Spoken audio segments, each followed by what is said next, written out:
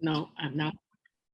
There we go. All right. Welcome to the Doctor of Digital podcast. And I've got a special guest today, and I can't wait to get into this and dive right into this interview. This is one of the most fascinating people that I've ever come across. But naturally, what I want to do is to address those people who are business owners, CEOs, marketing managers who are trying to grow their business with social audio, because this is the podcast for you.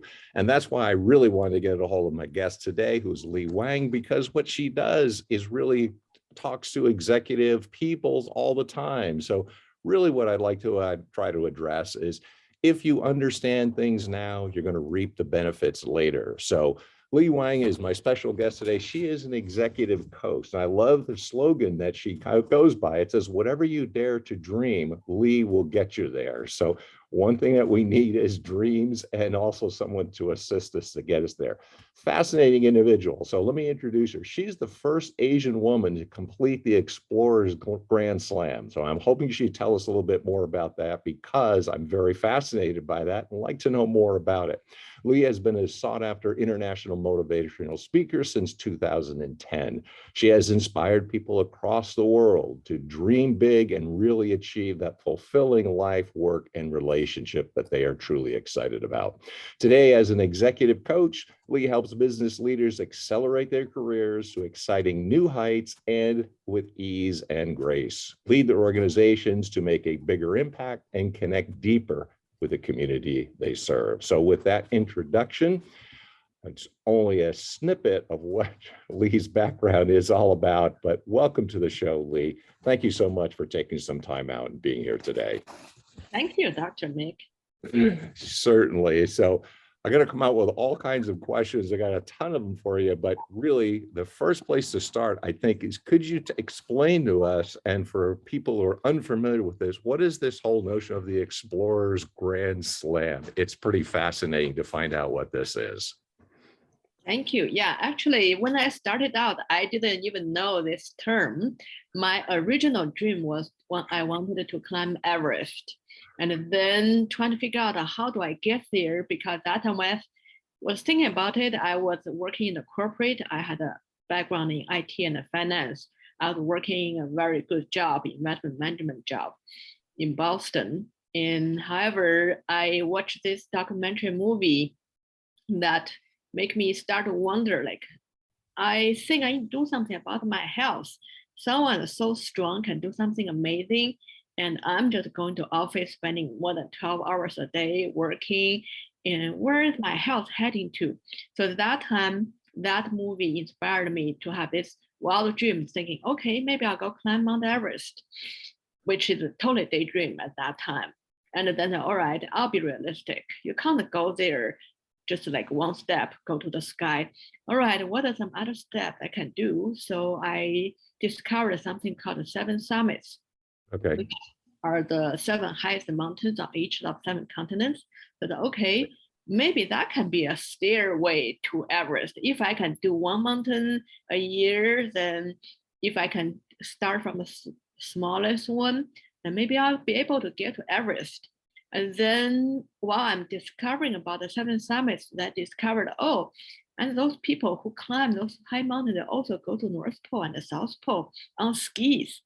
That sounds really cool. I think that would be good endurance training. Why don't I do all together?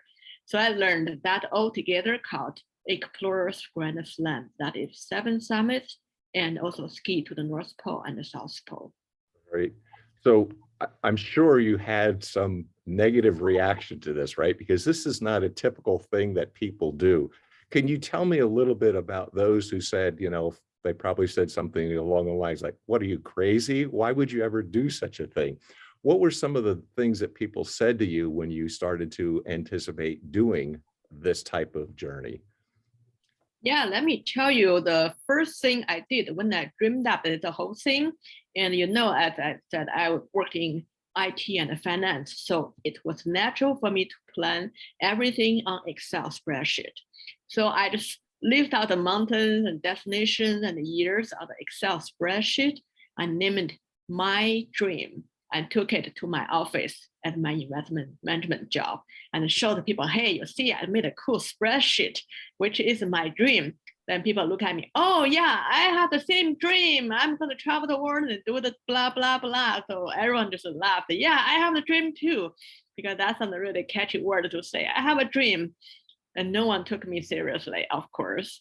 But that, and also that the people around me didn't take me seriously. And people who took me seriously actually was mad at me. That's my parents.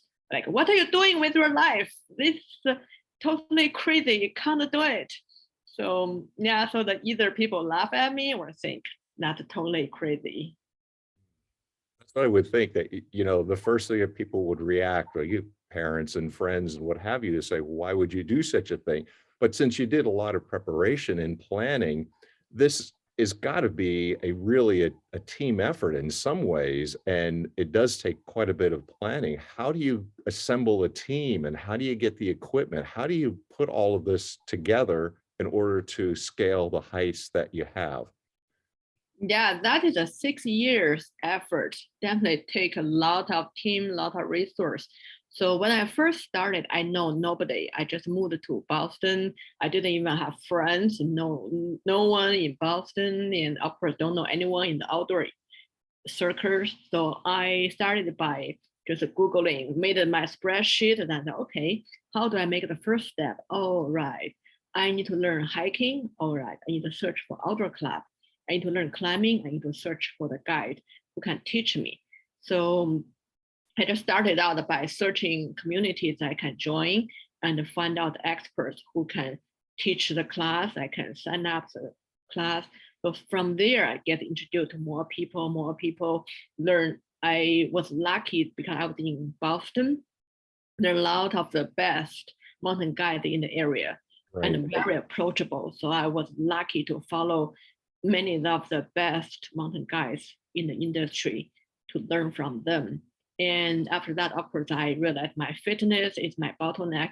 So I seek out the best coaches I can find. So I just, everywhere I just go for the quality, find the best coaches that you can find to learn from them.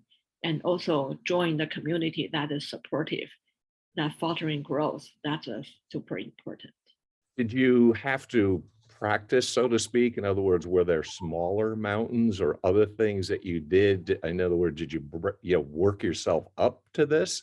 Or, I mean, I'm sure you wouldn't just like go to Mount Everest and like, that's the first mountain. So what was that process, and how long did that take? Was that several year period that you were building up to be able to scale the highest mountains? Yeah, definitely it was a long process. I started out first committed to going to the gym, go to take the simple things, say yoga class, go join a running team, start run as slow as possible, the turtle and the snail, but you got to start running. So I joined the running team, the slowest one on the team, the most chubby one on the trails, start from there and join the outdoor club to learn where do I drive out of Boston? Where do I get off the highway to find the trailhead? How to hike on the trail? What do you carry? How to read a map? So I learned from very basic things, doing short hikes, then slowly get comfortable with going in bad weather, going in the winter condition. And at the beginning, I always go with other people. Gradually, I gained skills, I gained the confidence that I feel, okay, maybe I need to try sometimes, be confident that I can handle things on my own. So sometimes go out on my own to train different conditions.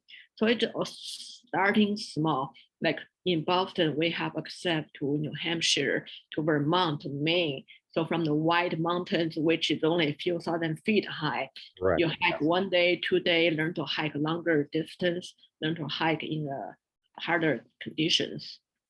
Yeah, that's interesting that you actually mentioned them, because I've been there and I was thinking of the White Mountains myself. So I was wondering if that was sort of the practice run in those kinds of areas. And if you could identify something like that, you're kind of hinting at it, was for health reasons or to get in better shape. I mean, was that the primary motivation? Is that what you feel like was the spark that made you, I mean, let you go in this direction?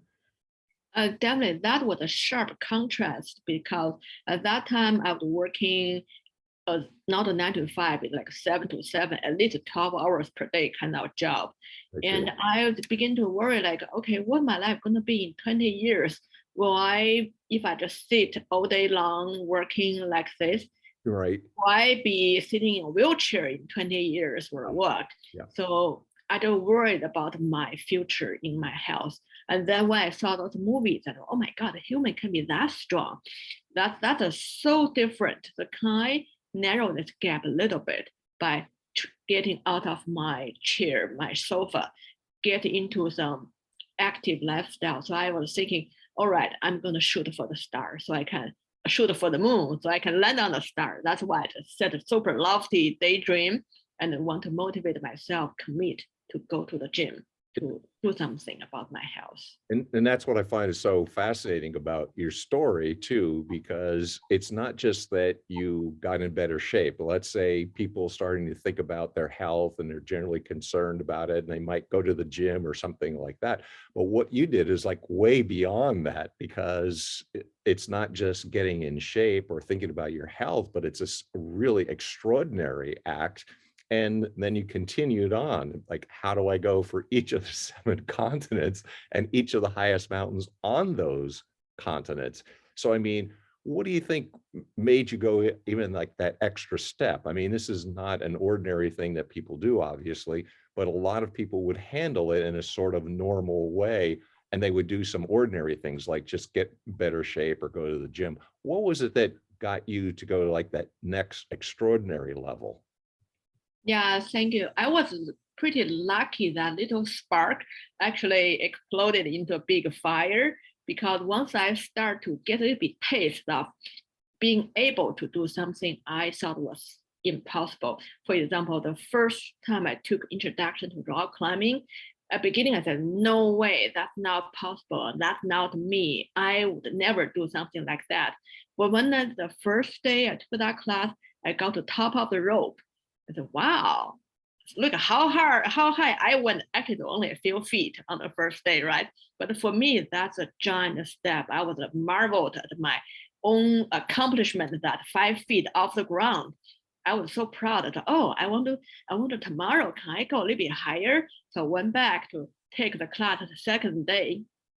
I went a little bit higher. So every time, once you taste a little bit of that little reward, you are curious how far I can go. So once I hiked a few miles, and oh, can I hike a little bit longer? Can I go to a little bit higher one? So I keep on just tasting that reward, keep on going a little bit further. So that helped me to experience something I never experienced. Is wow, I saw that was my limit. I thought that was impossible. Then I thought, wow, now this, if I can do this, then what else? So that expanded my imagination, my horizon. Now begin to change my view of what is possible, what is the limit. So that also translated into my life is that when I look back and realize, wow, not only I climbed this rock, I hiked that mountain, I really see my attitude in life changed. Everything I see, I begin to ask questions. First question, you say, oh, that's too hard. Second question, really? Can you just make an attempt to see how far you can go? So after a few, this kind of experiment, I begin to shift my conversation. When I first thought, oh no, that's impossible. Then my second question is, really? Can impossible be possible? Then after a while, you stop doing that 2-step, it become, I think everything is possible. I'm not even questioning it. I'm just, if I'm going to dream about it, I will go try it. That's why it become my motto is that if you dare to dream it, I think you can achieve it. Because once you dare to dream it, you start to make the effort. Then you're going to go way beyond what you think you can go. And that's how we achieve something that now look back is a big dream, is something impossible. At that time was just one step at a time. Yeah, that's what I find is that's so fascinating about your story. In other words, there are things that if we were just reading a brief bio on what you did and the things that you've accomplished, you would be a very accomplished individual. That is, you grew up in Beijing, came to the United States, got an MBA. And if you just saw a bio, the person would say, well, that is an extraordinary person. They've done some things that are really remarkable. But what you're pointing out is you're really going to what you're saying in your motto, which is if you can dream it, you can actually accomplish it because you go beyond what would be even things that people would recognize as good achievements or satisfying things in life. You're really pushing it. And that's why I'd like to switch into the conversation into saying, how do you apply this to life? And how is it that you are able to take your accomplishments and then do more with it in your life? Yeah, so once I tasted how sweet it is to get your dream, realize how to achieve something impossible, I begin to see the gap between me and other people. Right. That oh, I want to help them to taste it. I want to help them to experience it. Especially after Everest, people ask me, "Oh, what's the next mountain?" But in my mind, it's not really fun to go to the mountains by myself. I stand on the top of the summit. That's not fun. More fun is how many people I can take with me, how many people I can help them to do something they think is impossible. When you see other people stand on the summit, they dreaming about, they thought was impossible. That's about much, much more exciting than I stand there. So that's why I got into speaking and coaching. And I realized a lot of time people, they are they don't believe they can achieve it because no one else believes in them. It just needs someone to believe in. And I have experiences, so I know that I can see people's potential, and I can see they only need that little bit push to taste a little bit of reward. Then they can make the next step. Then they can take more reward. Then they'll be going much further than they thought and achieve what they thought was impossible. So that's why I find it so enjoying, like seeing people, they have a big dream. They totally don't think it's possible, but I can help them getting started, because first step is so hard, because when you don't believe it, you can't make the first step. I help them make the first step, help them make the next step. Then years back, they can look back, wow, something impossible became reality. Sure.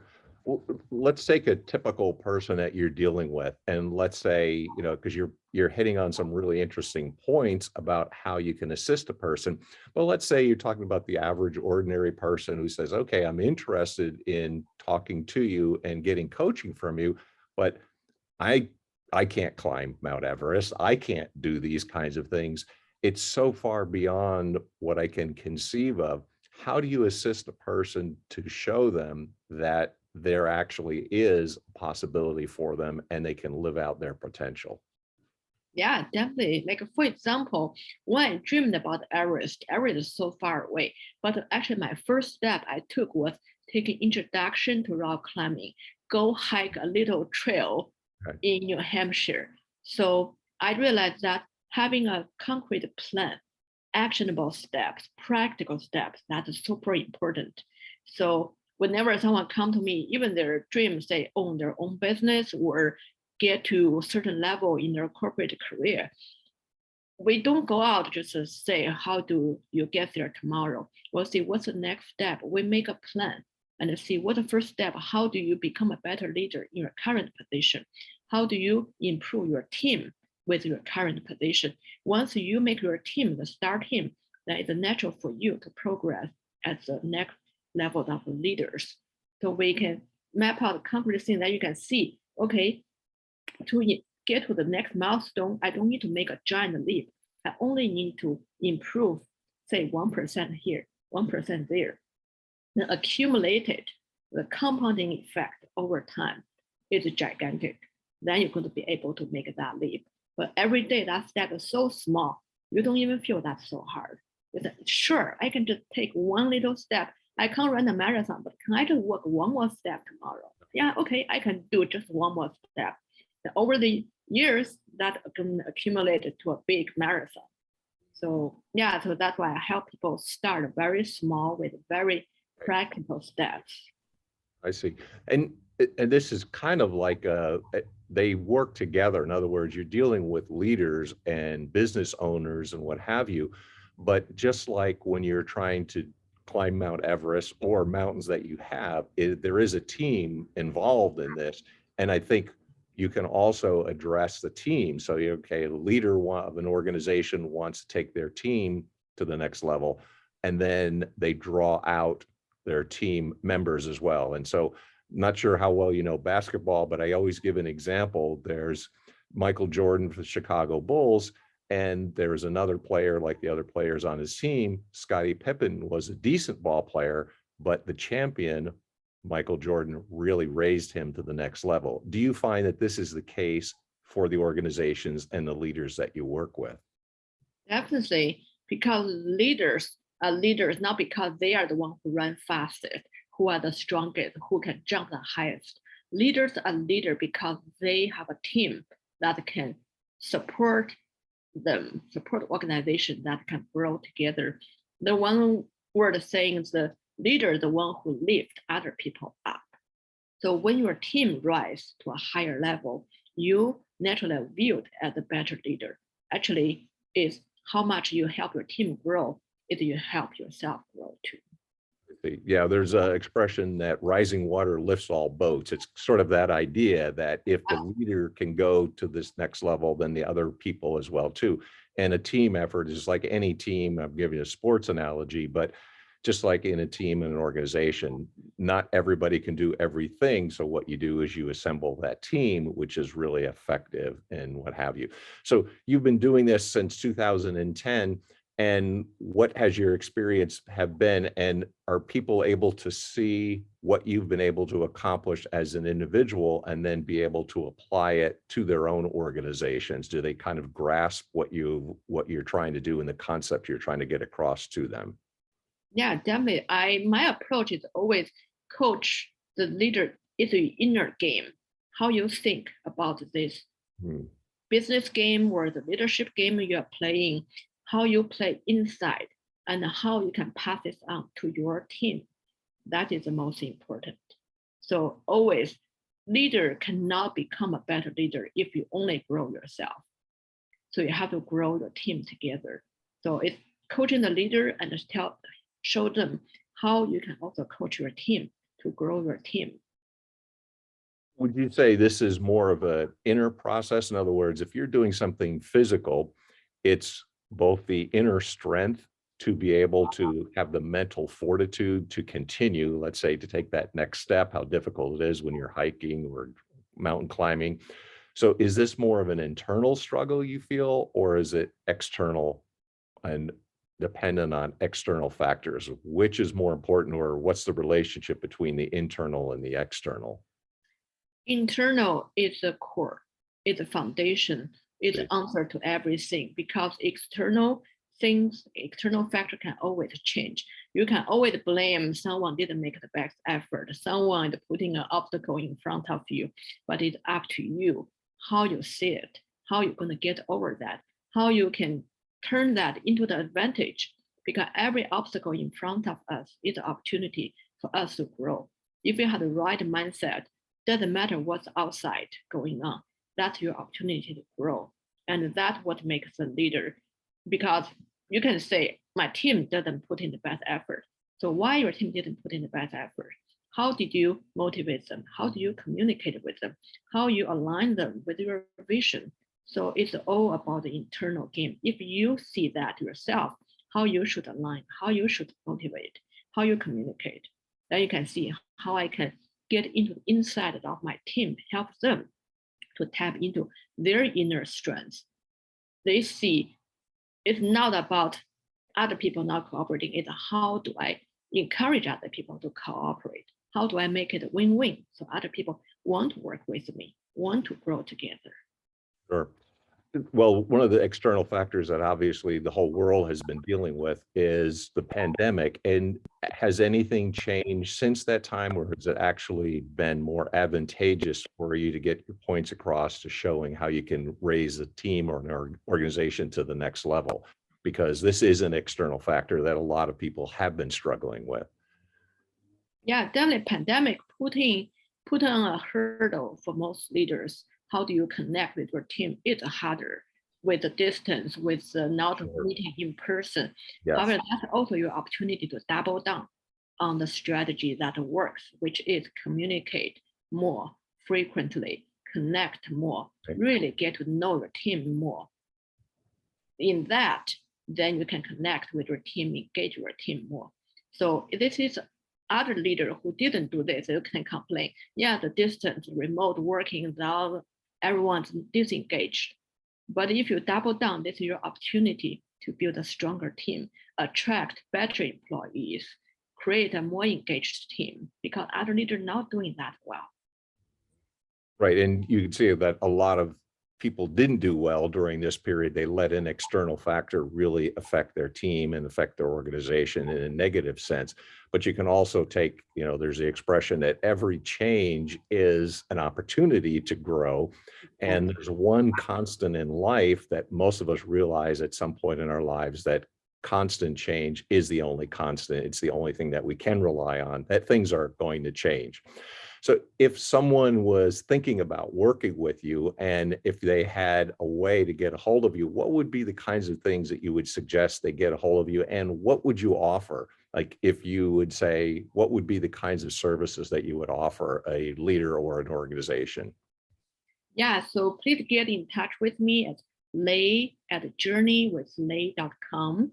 And for the first step, yes, we can have a quick chat, get to know each other. And if it's the right fit, I'm happy to offer you a free coaching session, either on leadership side or on business strategy side. Oh, awesome. So many people have got to hear this. It's a fascinating story. It's very unusual. It's very out of the ordinary. And that's why I was really appreciative that you were able to spend some time and come on the show today, because this is something I think a lot of people need to hear. So thank you so much. I appreciate your time and taking time out of your busy schedule to chat with me today. Thank you so much. It's so much fun to be here, and I love to hear from everyone. That'd be awesome. Well, if you want to get a hold of me, fine, by all means. This is a podcast for business owners, CEOs, people in marketing who are trying to raise their organization to the next level. And particularly when you're using social audio. And one of the best and most effective ways is podcasting and interviews. So if you're interested in coaching, definitely keep in touch. So if you're going to understand now, you're going to reap the benefits later. If you have not actually taken advantage of the free competitive analysis of your website versus your competitors, get a hold of me. I'm available at 619-389-36. That is 3636, or Mick, as in Jagger, except he makes more money, mick.smith at WSI. We simplify the internet, WSIworld.com. That's it for this episode. See you next time. Till next time, Deus Volt.